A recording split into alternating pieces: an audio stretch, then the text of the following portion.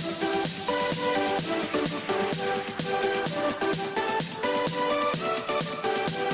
दोस्तों, कैसे हो सब लोग।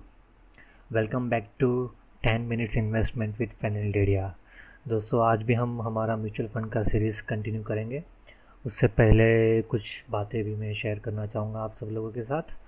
ये जो वीक पास हुआ अभी, वो बहुत प्रोडक्टिव रहा मेरे लिए। फ़र्स्ट ऑफ ऑल, मैंने इंटरनेशनल वर्कशॉप रिसर्च मेथोडोलॉजी पे मैंने कंप्लीट किया। बहुत कुछ सीखा मैं वहाँ से भी। I am also about to complete 2-week MOOC course of Human Resource Development Ministry। वहाँ से भी मैं बहुत कुछ सीख रहा हूँ, और सबसे बड़ी बात यह है कि मैं जो कुछ भी सीख रहा हूँ उसको मैं इम्प्लीमेंट भी कर रहा हूँ प्रैक्टिकली। और ऐसा कहूँ तो भी चलेगा कि मैं इम्प्लीमेंट कर पा रहा हूँ, all because of you my sincere audience. तो दोस्तों, इस तरह से ही आपका साथ सहकार मिलता रहे तो मैं नई नई बातें सीखता रहूं और आपके सामने पेश करता रहूं।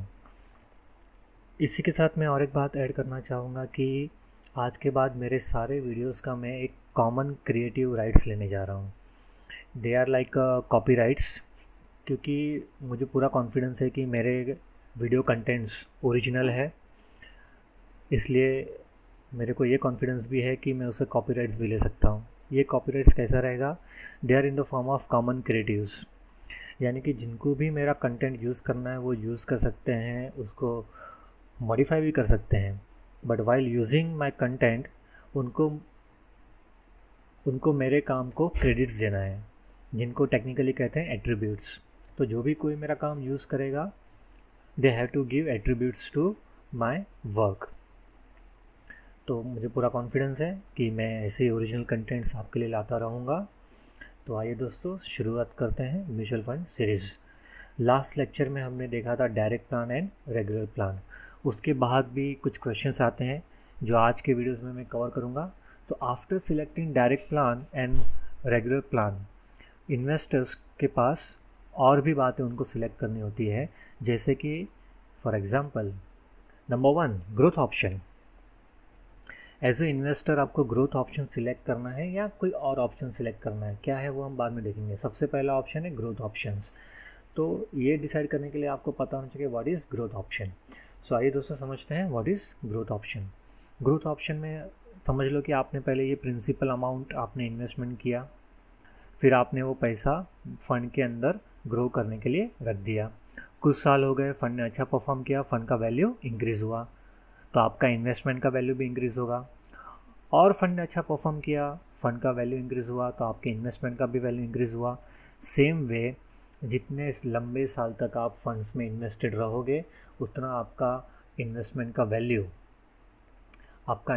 Value will keep on increasing. In other sense, आप ये डायग्राम देख लो, आपको तुरंत से क्लियर हो जाएगा कि आपने यहाँ से इन्वेस्टमेंट स्टार्ट किया।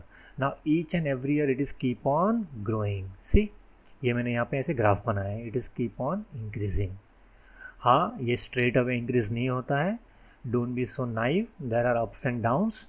But in general growth option का मतलब यही है कि आपने पैसा फंड के अंदर इन्वेस्टमेंट के लिए रख दिया, सालों साल ग्रो करने के लिए रख दिया। सो आप लंबे साल तक अगर आप इन्वेस्टेड रहोगे फंड के अंदर, तो आपका फंड का value definitely will grow like this.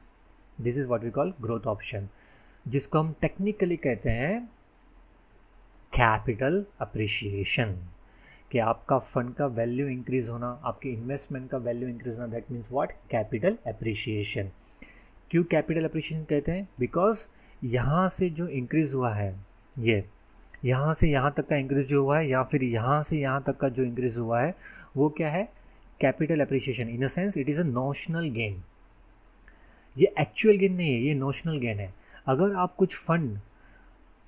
कोई फंड विड्रॉ करते हैं, रिडेम्पशन के लिए जाते हैं, तब वो एक्चुअल गेन में कन्वर्ट होता है। अंडरस्टूड? ये बात बराबर समझ लेना। तो आपको फंड, अगर ये ओपन एंडेड फंड है, तो आपको कभी भी आप विड्रॉ कर सकते हैं, रिडेम्पशन कर सकते हैं, तो वो एक्चुअल गेन में कन्वर्ट होगा। तब तक वो क्या है? ये कैपिटल अप्रिशिएशन क्या है? नोशनल गेन है। जब भी आप थोड़ा बहुत पोर्शन, समझो कि आपने इतना सा पोर्शन आपने विड्रॉ किया, तो क्या हो गया? टोटल गेन में से इतना गेन रियलाइज्ड गेन हो गया, एक्चुअल गेन हो गया जो आपने विड्रॉ कर लिया, बाकी का फंड में पड़ा रहेगा फॉर फर्दर ग्रोथ। क्लियर? जैसे आगे बढ़ेंगे और भी इसका मतलब आपको क्लियर हो जाएगा, डोंट वरी। तो इसके बाद देखते हैं क्या ऑप्शन है। सेकंड ऑप्शन है हमारे पास डिविडेंड ऑप्शन। अभी डिविडेंड ऑप्शन क्या है? इसमें भी आपने इन्वेस्टमेंट किया, सालों साल आपने इन्वेस्टमेंट करके रखा, तो आपके फंड का वैल्यू इंक्रीज़ हुआ, आपके इन्वेस्टमेंट का भी वैल्यू इंक्रीज़ हुआ। इन शॉर्ट इसको क्या कहेंगे हम? Capital appreciation. तो ये कैपिटल अप्रिशिएशन हुआ। तो म्यूचुअल फंड वाले क्या करते हैं, दे थोड़ा सा पोर्शन कैपिटल अप्रिशिएशन का इन्वेस्टर्स को दे देते हैं इस तरह से। That is called income distribution. और ये इनकम डिस्ट्रीब्यूशन कौन से फॉर्म में होता है? डिविडेंड के फॉर्म में होता है। अब आपको बात बराबर समझ में आ रहेंगी कि कैपिटल अप्रिशिएशन का थोड़ा बहुत पोर्शन इन्वेस्टर को दे दिया इन the form of dividend. Understood? जैसे इक्विटी शेयर्स में भी आपको कैपिटल अप्रिशिएशन यानी कि market value of share price increase होता है, प्लस आपको कभी कभी डिविडेंड डिक्लेयर किया कंपनी ने तो वो भी मिलता है। सेम उसी तरह से म्यूचुअल फंड वालों ने अगर डिविडेंड डिक्लेयर किया है तो वो आपको मिलेगा। कब मिलेगा? अगर आपने डिविडेंड ऑप्शन सिलेक्ट किया है तो। ग्रोथ ऑप्शन सिलेक्ट किया है तो आपको डिविडेंड नहीं मिलेगा। यही डिफरेंस है ग्रोथ ऑप्शन और डिविडेंड ऑप्शंस में। मैं वापस रिपीट करता हूँ, अगर आपने डिविडेंड ऑप्शन लिया है और म्यूचुअल फंड ने डिविडेंड डिक्लेयर किया तो आपको कैपिटल अप्रिशिएशन में से थोड़ा बहुत पार्ट आपको मिलेगा। लेकिन अगर आपने ग्रोथ ऑप्शन लिया है तो आपको नहीं मिलेगा। इसका मतलब ये नहीं कि आप ग्रोथ ऑप्शन आपने लिया था आपको कुछ नहीं मिलेगा, उसमें कैपिटल अप्रिशिएशन हो रहा है। वो आपकी मर्ज़ी के हिसाब से आप कितना पोर्शन कभी विड्रॉ करना आप कर सकते हो। डिफरेंस बराबर समझो। ग्रोथ ऑप्शन में जो भी कैपिटल अप्रिशिएशन हुआ है उसमें से कितना पोर्शन विड्रॉ करना है और कब करना है वो आपके हाथ में है। डिविडेंड ऑप्शन में क्या होता है कि आप कभी भी विड्रॉ कर सकते हो, उसमें कोई रिस्ट्रिक्शन नहीं है। लेकिन ये जो डिविडेंड मिलता है ना, वो कब मिलेगा? जब वो डिक्लेयर करेंगे तब, और जितना वो डिक्लेयर करेंगे उतना मिलेगा आपको। ये बात बराबर समझ लो आप। क्लियर है? ओके, तो आगे बढ़ते हैं। स्टोरी यहीं पे ख़त्म नहीं होती है, आगे का ऑप्शंस देखना, बहुत अमेजिंग ऑप्शंस है वो भी। क्या कहता है वो? इट इज़ अ डिविडेंड री इन्वेस्टमेंट ऑप्शन। यानी कि डिविडेंड तो आपने लिया,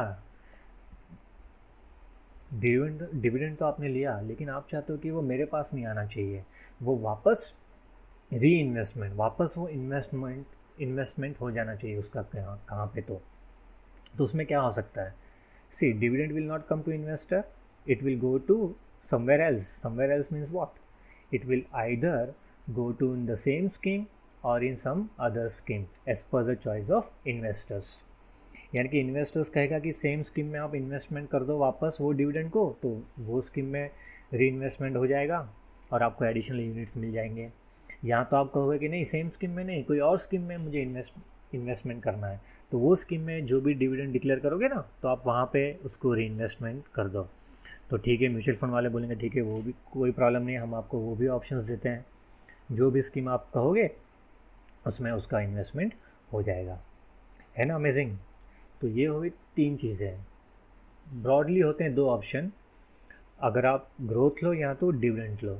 डिविडेंड में आपके पास 2 ऑप्शन है, या तो पे आउट, या तो आप खुद ले लो डिविडेंड, या तो डिविडेंड री इन्वेस्टमेंट। म्यूचुअल फंड हाउस को बता दो कि कौन सी स्कीम में आपका डिविडेंड री इन्वेस्टमेंट होना चाहिए, सेम स्कीम में या कोई और स्कीम में। अंडरस्टूड? है ना, बहुत सिंपल।